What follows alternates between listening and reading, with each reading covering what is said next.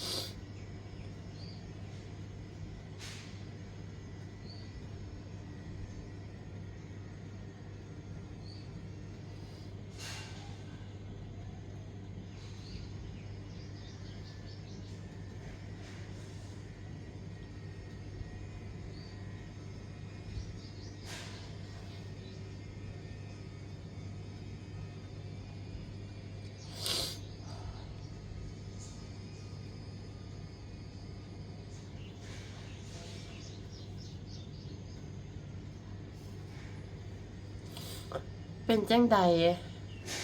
ทุกๆคนเบิ่งคลิปนี้แล้วมีความรู้สึกว่าจังใดแต่ว่าสำหรับข้อยเบิ่งคลิปนี้แล้วข้อยรู้สึกแบบหดหู่ใจแบบบักคักเลยทั้งแบบญาติพี่น้องพ่อแม่พี่น้องบางคนเนาะที่เขามีลูกมีหลานอยู่ในนั้นบางคนลูกหลานก็อาจสิแบบตุยบ่ตุยบ่อีหยังจังซี่คิดไปลึกๆแล้วมันน่าหดหู่ใจเด้มุเจ้าคิดว่าจังใดเทิงน่าหดหู่ใจเทิงเป็นตาย้านข้อยเบิ่งแล้วข้อยก็สิให้แต่ว่าหลังจากเหตุการณ์แผ่นดินไหวจบลงเสร็จเรียบร้อยแล้วเฮาก็มีภาพแบบตลกจักหน่อยเอามานำเสนอให้พ่อแม่พี่น้องได้เบิ่งกันเนาะแบบตัดความเศร้าจักหน่อยเหตุการณ์นี้ก็เหตุการณ์เกิดหลังจากแผ่นดินไหวเด้อบางคนเข้าคลินิกหน้าแปะยาชาก็ได้แล่นออกมาริมถนนแปะยาชาหน้าเขาจุนพูนบางคน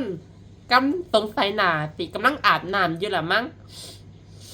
จะใส่ผ้าขนหนูแลนออกมาทั้งมีหญิงทั้งผู้ชาย